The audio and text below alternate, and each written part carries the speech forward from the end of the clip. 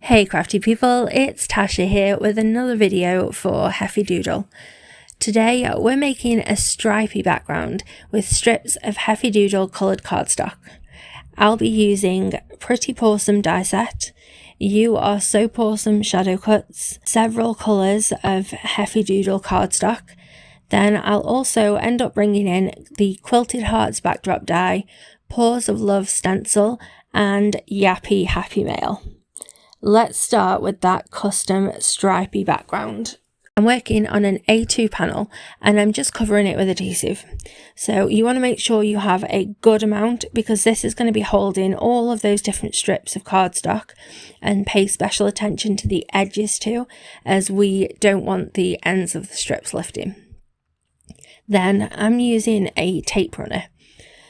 Just for ease and speed, but you could use double-sided tape or even a whole sheet of double-sided adhesive over the whole panel. I'd steer clear of liquid adhesive though, as that is going to be drying before you get to it all, and then you're going to have to keep going back and forth and adding more. I've got all of these strips left over from a previous project, but for that I just cut them with my paper trimmer, and they are 1/4 inch each. I did a rainbow last time, but I decided to switch it up a bit and just choose a select colour palette this time.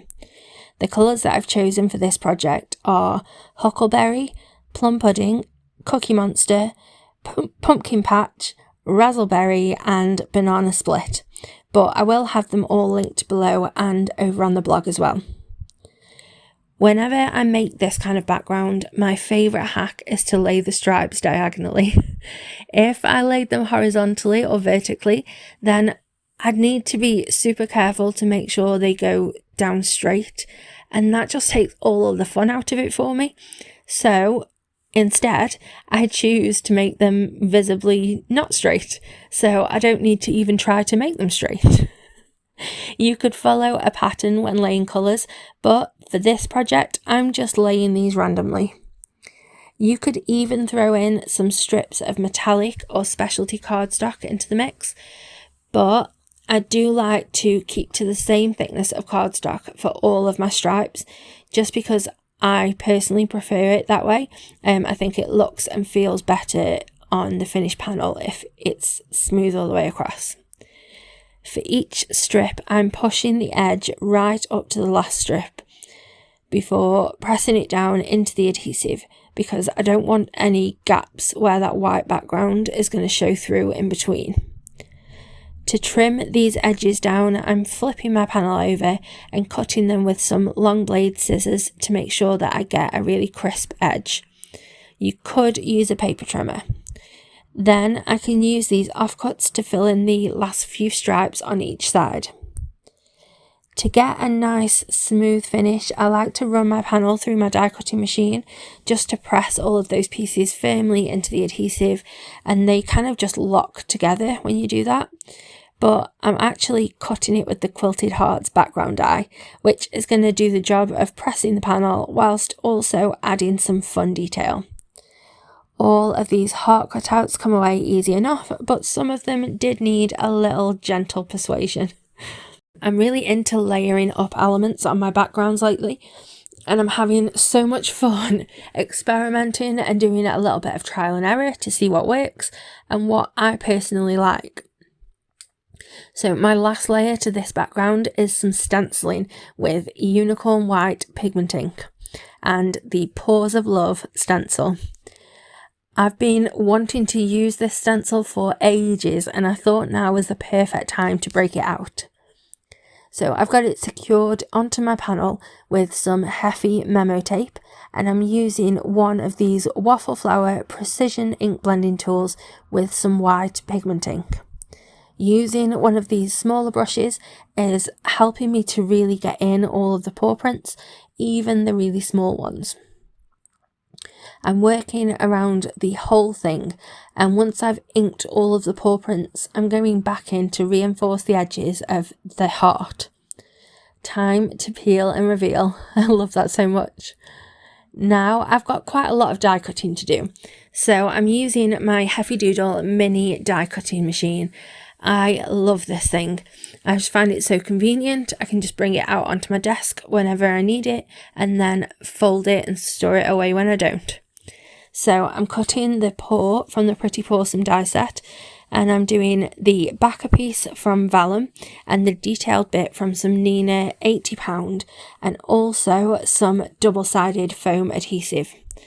This is going to give me some dimension to the paw without the need for cutting and stacking multiple cardstock pieces. I'm keeping the paw print white so that it really pops off that really colourful background, and it's going to tie this in with the white ink blended paw prints on the background panel. Once I've got the cardstock stuck to the foam, I can take the backing away and then adhere to the vellum before using some reverse action tweezers to take out those negative pieces.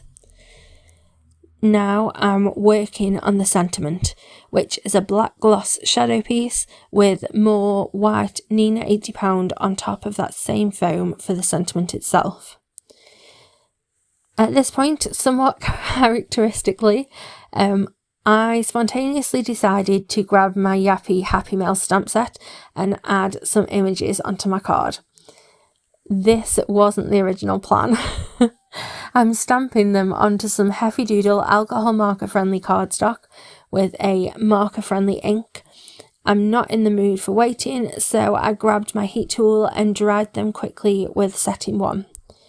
Now I'm going to colour these cuties to look like our very own sausage dog twins, because this is a Mother's Day card that I made for their mummy, who just so happens to also be my mummy.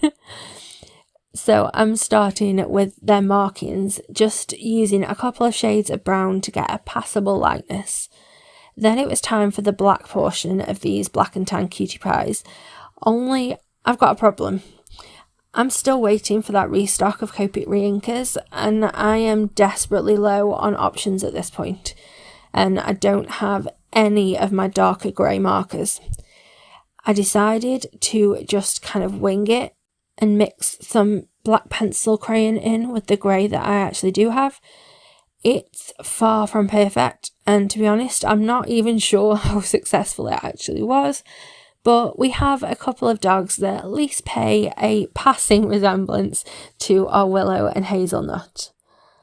Now, these pair are not keen walkers, and they try to hide away where they won't be spotted to avoid going out for a walk. But they are absolutely gorgeous, wonderful, and just melted all of our hearts from the moment they first laid a paw on them. So I don't have the coordinating dies for this set, so I'm just doing a bit of good old fussy cutting. I'm cutting these right up to the stamped line, but to give a much more polished finish and to hide any messy cuts, I like to take a black marker and colour the edges.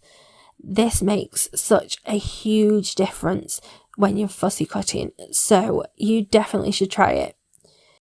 I want to put this panel onto an A2 sized card with a small border around it, so I'm trimming it down by around 1/8 of an inch each side to make this panel 4 by 5 1/4 inches. Then I'm just gluing it straight down onto my A2 card base. A2 is an American standard size, so it's 4 1/4 by 5 1/2 inches, and it is my preferred size to work with. Now that the panel is secured onto my card, I can add all of the other pieces into place with a mixture of liquid glue and foam adhesive squares. I love how colourful this is, and it was perfect for the occasion and recipient that it was made for. Isn't it just so much fun that we as card makers can create something special and it's made exactly with our recipient in mind? I just love that this hobby can bring so much joy beyond just the person who enjoys doing it. Please do subscribe if you aren't already, and like, share and leave a comment on this video to help it reach more card makers. Thank you so much for spending this time with me today. Have a lovely, happy, safe and wonderful week. Stay crafty. Bye.